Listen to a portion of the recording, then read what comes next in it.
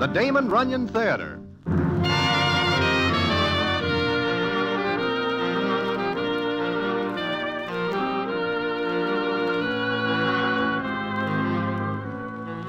Once again, the Damon Runyon Theatre brings you another story by the master storyteller, Damon Runyon.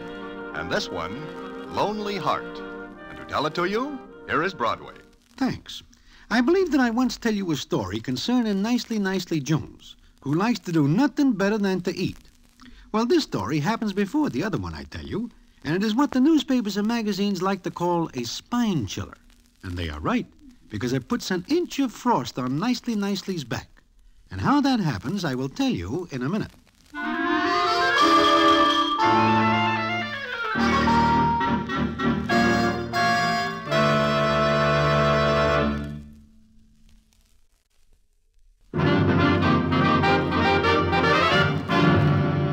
And now, back to the Damon Runyon Theatre and the famous story, Lonely Heart.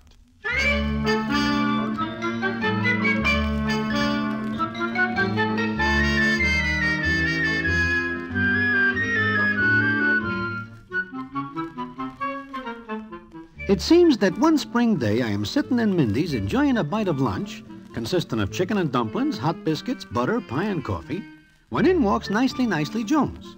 He speaks to me. Hello, Broadway. Nicely. Well, how you doing? Oh, nicely. Well, why are you so pale? I just get out of the hospital. You? How come I do not hear of it? I am in a hospital in Brooklyn. Oh, that accounts for the lack of news. But, what is wrong with you? Pneumonia. The doctors there quote me odds of 100 to 1 against me finishing, but here I am. Yeah. You look different, Nicely. How? Well, I do not know. Just different. Like you have got something on your mind. I have. Broadway, what have we got? Take me, for example. One racetrack after another. Hit and miss. Heavy feed one day, a bare bone the next. Why? I never hear you speak like this before. What brings it on? The hospital. You know, there I am, laying in the bed, lonesome. Nobody comes to see me because I have got no family. I have a lot of time for thinking. And you know what I think? Want me to guess? The next day's entries at Belmont. No. I am thinking about a home. A wife. Huh? Nicely, I do not think you are over the pneumonia. Maybe you better go back and lie down some more. No, my mind is made up. I am going to find myself a wife and a home. Where? I will scout around and take a look at the entries. Maybe I will dig up a filly that answers the purpose. I do not see Nicely for a couple of days. Then I am standing at the corner of 50th and Broadway when I see a familiar figure, about 5'5" and weighing about 200. It is nobody else but Nicely. I catch up with him, and what happens is this. Oh, Broadway, I am glad I run into you. Hey, Nicely, you are all dressed up. Broadway, I think I am going to meet my future wife. You do not say. Then you find an entry. Uh-huh. All the dolls I know will not think seriously of getting married to me. I am all right for maybe 10 minutes, even stretch it to a half hour when I'm in the dough, but marriage, no. But you say you find somebody. Where? And who? Well, one day I am rummaging through some old newspapers looking for old racing forms when I come across this. That is not a racing form. No, it is just a paper. But look, read this ad. Widow of middle age, no children, cheerful companion, neat, excellent cook, owner of nice farm in central New Jersey, wishes to meet a home-loving gentleman of not more than 50 who need not have money, but who will appreciate warm, tender companionship. Object matrimony. Address Lonely Heart, this paper. Nicely, you are going to follow this up? Certainly. In fact, it is already followed up. But this is like walking down a subway track. You never know what you run into. Nevertheless, I am now on my way to meet her. I answer the ad, make arrangements, and here I am. Here you are now. But where will you be later? Sitting on a nice farm in central New Jersey, appreciating warm, tender companionship and a pleasant home. And good cooking. Oh. Tell you what, why not come along with me? To Central New Jersey? Certainly not. The lady cannot marry both of us. It would be dishonest. Now, come on and meet her.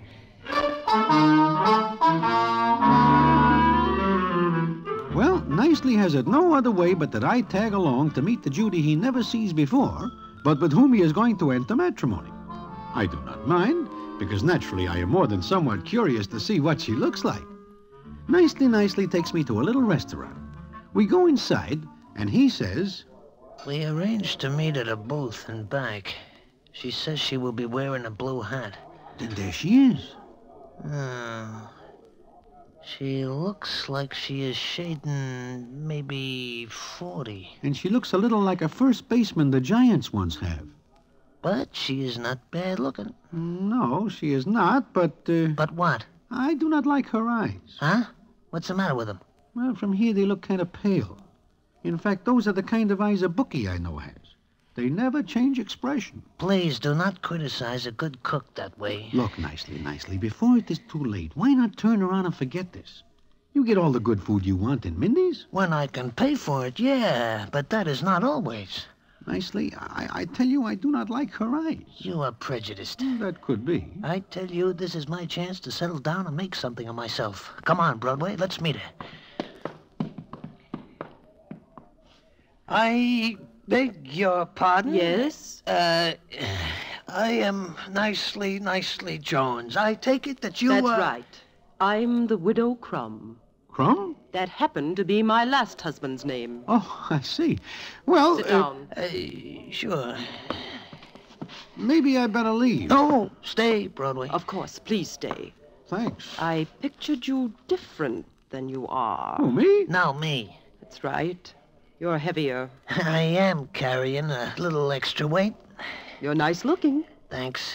What do you do for a living? At present, I am unoccupied. Have you got any money? Money? I have to have money? No, I've got enough. And my farm pays pretty good. Oh, that is very good. But I've got to make sure that you're the kind of man who won't get tired of farm life and run out and leave me alone.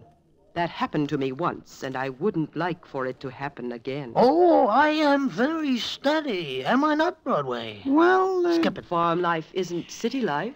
I guess not. It's simple, plain, but we eat well. You say you are a good cook. I won 5 prizes at the county fairs for my fried chicken. Will you marry me? Are you sure you want to? Yeah, sure. Now, tell me one thing more. Sure, what? Do you believe in the return of a person after death? Huh?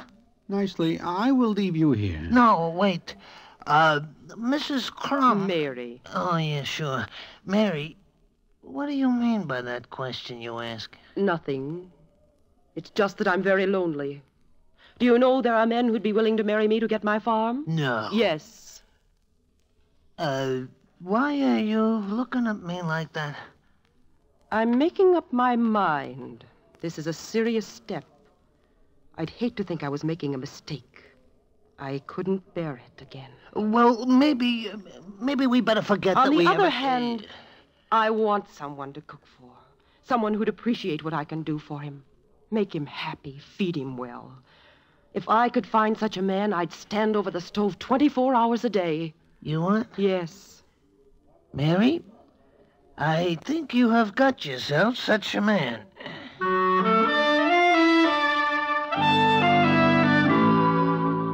And that is that. Nicely is a sucker where food is concerned, and all he can see is the Widow Crumb's fried chicken. I look at her eyes, and they are still pale, never change expression. I do not like her. But the whole thing is Nicely's business. Then I hear he marries her, and they go to that farm in central New Jersey. And what happens there, I hear later. And it is like this. Harley? Harley, where are you? Coming, Mrs. Crumb. Coming. Nicely, Harley is my hired man. Oh? Well, so this is a farm. Do you like it? Well, it is certainly out in the open. Call me Mrs. Crumb? Yes, and call me Mrs. Jones. Oh, this him? This is my husband. Nicely, this is Harley. Fat, ain't he? Say, one more crack like that and I'll put a button on top of your head with a bat. Maybe you will, maybe you won't. Take our suitcases in, Harley. Then get back to work. Sure, sure. He ever work a farm, Mrs. Crumb? I mean, Jones? No. Who says anything about work? I've got to see about something. Harley will take care of you nicely. So, you two got married, huh? Yeah. Why? Kind of different than the others. What do you say? Nothing. Give me a hand with these here suitcases. Yeah, sure. Widow's a fine woman. A fine woman. She tells me she is a good cook. I say something funny? Nope, not at all. Then why the laugh? Well, it's just that sometimes what she cooks is mighty peculiar. Mighty peculiar. This way, Mr. Jones.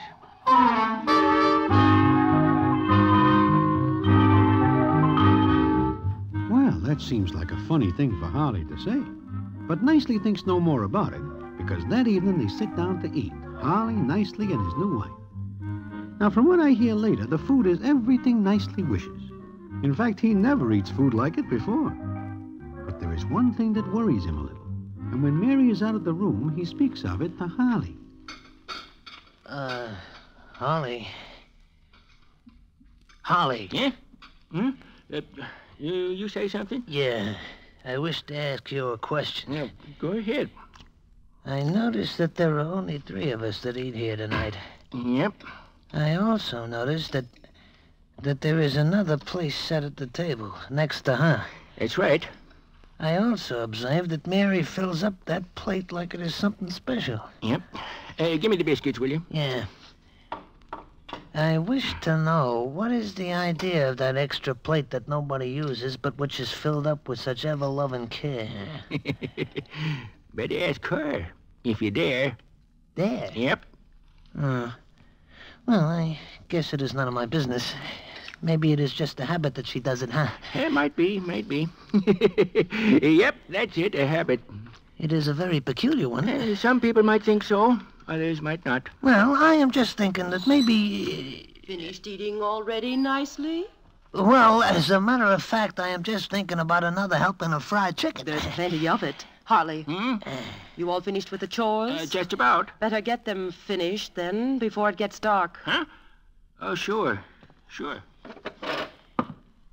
Like my cooking nicely? Mary, in my book, it is 1-2 over anything I ever tasted before. I'm glad. I will have some more fried chicken. I'll get some. No, I will just take what is on this plate Don't here. touch that. Huh? But I said don't touch it. Leave it alone. Okay. I'll take it away. Sure. Don't look like he wants it. Huh? Who? Nothing. Never mind. Mary, it is none of my business. That's right. It ain't none of your business. Uh-huh. I'll get you some more chicken. No, never mind. You said you wanted some? That is a couple of minutes ago. Funny thing, seems that my appetite is not as good now as it is then. So that is the story of Nicely's first day with his new bride at her farm. It makes Nicely a little nervous, but not half as nervous as what comes later, and which I will tell you about in a minute.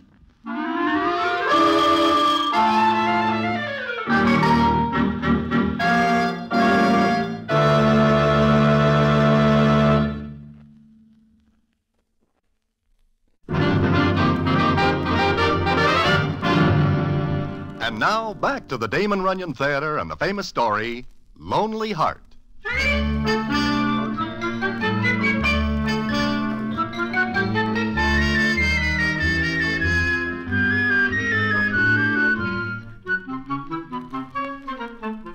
Well, 2 weeks go by, and Nicely forgets about that first evening. But he does not forget that at each meal there is that extra plate which nobody uses. And it is almost always filled with food which Mary throws away later. However, this does not bother Nicely too much, because he never eats food as good as he gets there. Then it is one night after a real good meal, it is dark, and Nicely and Mary sit on the front porch. Nicely rocks back and forth in a rocking chair. Nicely. You say something, Mary? Yes. Will you do something for me? Sure. Anything. Anything. It's a kind of favor. What? I want you to go to the city with me tomorrow. New York? No, not New York. Is there another city someplace? I want you to be examined for an insurance policy. Examined? Yes. I am healthy. But you may not always be. I am expecting no trouble. No, sure not. But you can never tell. We're here today and gone tomorrow. You are expecting me to go someplace? Sooner or later, we all have to. Oh, Mary, I wish you would not talk like that. I'm not getting any younger nicely. There'll come a day when I won't be able to work the farm. We will hire somebody to help Harley then. But I need protection. Against what? Against the day when I don't have you. I never noticed how dark it is out here. It's nice, though. Quiet, still. Sometimes I think I can almost see him. Him? Who? Nobody. Oh, but nicely, you didn't say you'd go with me tomorrow. So soon? Never put off until tomorrow what you can do today. Well, Look, Mary. You don't love me. But I do. No. I do. Then go with me. Well, all right, I will go with you. What is that? Harley! Harley, what are you doing? Never put off until tomorrow what you can do today. That'll be enough, Harley. Sure. That'll be enough. Just enough. I think I will go inside. All of a sudden, it is very cold out here.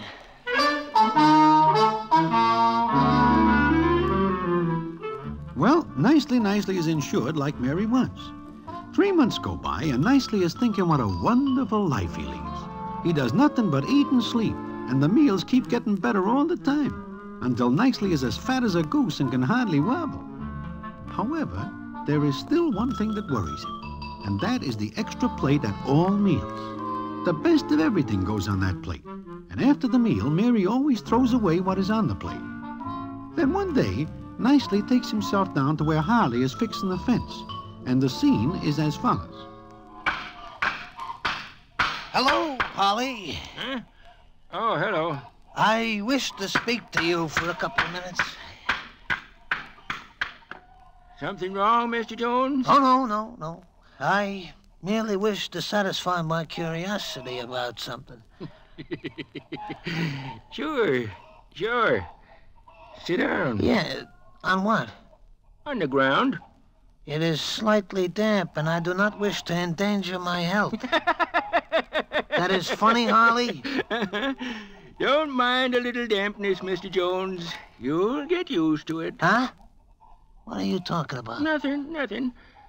But, what'd you come down here to talk about? I noticed that at every meal there is a fourth place. I wish to know who that is for and why it gets the best of everything. You ain't guessed, huh? Look, Harley, before I tap your noggin for you, answer my question. All right. Only don't tell her I said anything. Why not? She's kind of funny. Never mind that. Who is the fourth plate for? Jake. Jake who? Jake Crumb. Crumb? Yep. I hear you say Jake Crumb? That's right. And, is that not the widow's name before it becomes Jones by reason of my marriage with her? Sure. Jake was her last husband. Died 3 years ago. Died? You mean that fourth place is for him? Yep. Mary loved him pretty much. She was always sorry for what she did to him. She tries to make it up to him. What does she do to him? I ain't real sure, but I think it was poison. What?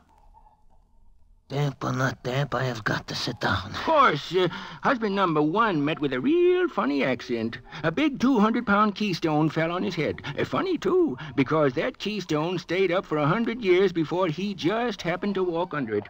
Husband number one? Then Ed Summers, he was number two, died from having a charcoal stove in his room. Coroner said it was awful dangerous. Put some kind of gas in the room. Sooner or later, you have got to stop talking like this. Numbers 3 and 4, I kind of forget, but it was awful sudden. What number am I? Let me see now. I guess, number 6. Yep, you're number 6. Wonder what she'll think of for you. You know all this, but you do not go to the cops? Me? Ain't none of my business. Besides, I like it here. I do not. Not anymore. I'm going to leave. Leave me nicely? Why? Mary. Howdy, Mrs. Jones. You'd better come to the house now, nicely. Supper's ready. And tonight there's a real special treat for you. It is out in the middle of no place, and Nicely is caught. All the way back to the house, Nicely looks for a way out. But Mary watches him like a hawk. He knows he cannot run, because he is too fat by now to outrun anybody. But he is thinking fast. Then he sits down to eat, but with practically no appetite. And he notices that Mary whispers something to Harley, who nods and disappears. And Harley does not sit down to eat. Then Mary fills that fourth plate. That is a pretty good meal you're putting there. Yes, it is. But why don't you eat nicely? Me? Oh, I'm going to. I will wait for you to sit down. I've got something to do in the kitchen. You go right ahead. Enjoy yourself. Oh, enjoy myself. All this wonderful food, and I am afraid to eat it. You say something to me nicely? Huh? What? I said, did you talk to me? To you? No, I do not talk to you, Mary. You're not talking to Harley. Oh, no. I am talking to Jake.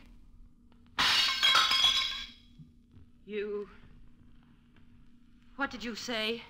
I say I am talking to Jake. Jake? Jake who? Why, nobody else but good old Jake Crumb, who finally joins us after all these weeks. Where? Where? Why, no place else but at the plate you sit for. You're lying. You don't see anybody, you don't. Now, why do you say that, Mary? You know as well as I do that good old Jake is here. Else, why is there a plate for him? Jake! Mary, he is saying something to me. What? If you will be quiet, I will hear him. He speaks very soft. Oh? You do not want to eat, Jake? But the food is very good indeed. Is that so? Oh, but I do not believe that, Jake. It is impossible. Nicely, what did he say? Tell me, what did he say? He tells me some peculiar story about the food being poisoned, and he does not want to eat it. Poison? Oh, Jake! Ah, it is all right now. He is going to eat. He says he will eat like he does 3 years ago. Yes, but this food tonight, it's all right. Tell him it's all right. Why should it not be? Jake, what is the matter, old man? Why do you look like that? What is it? What's the matter? It is very peculiar. Good old Jake Crumb takes one bite of his food and falls off the chair. He is now lying on the floor at your feet. Oh, Jake. Oh, my poor darling Jake, I'm sorry. I'm sorry. I loved you, Jake. I don't know why I did it. I don't. Mary, he is looking up at you and shaking his head. Oh, no.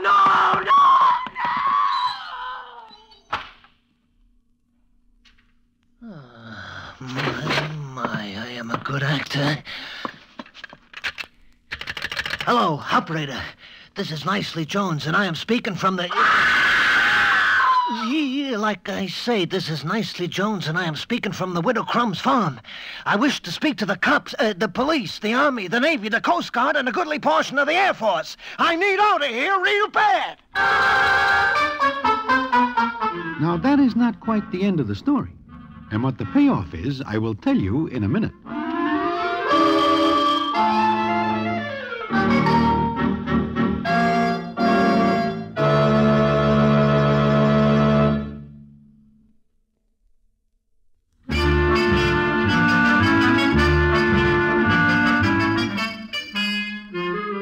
One day I am sitting in Mindy's enjoying some lunch when who comes in and sits down with me but Nicely Jones. He fills me in on the story I tell you so far. Then he says, It takes 10 years off my life, Broadway. Also, it takes 50 pounds off someplace else. This I am able to understand. But what becomes of the widow? It seems she runs out that night and runs right into an old open well. It seems that the cover is off, like she tells Harley it should be. You mean you are supposed to walk into that well? That is the general idea. Oh, nicely. You are a very lucky man. I guess so. They take poor Harley away. It seems he has some loose boards in the attic and is not responsible. Nicely, you have a terrible experience. Terrible. But I come by $1,200, which I get for the farm because I am the widow's aunt. 1,200 fish, well. And today I bet it all on a horse. Why? Well, it is a hunch I play, like the hunch I play when I pretend I am talking to Jake Crumb's ghost. I do not understand. The horse's name is Apparition. Get it? Oh, sure. Jake's ghost and apparition. It is a good hunch. What happens? Broadway. You cannot expect the same hunch to win 2 times in a row. Apparition loses. It seems like a person just cannot count on anything anymore.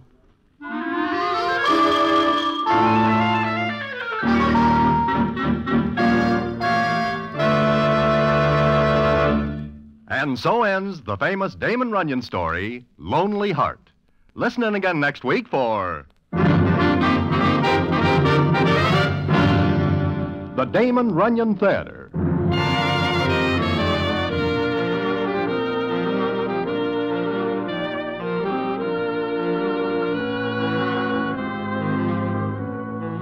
The Damon Runyon Theatre, with John Brown as Broadway, is directed by Richard Sandville, and the story is adapted for radio by Russell Hughes. Vern Karstensen is in charge of production.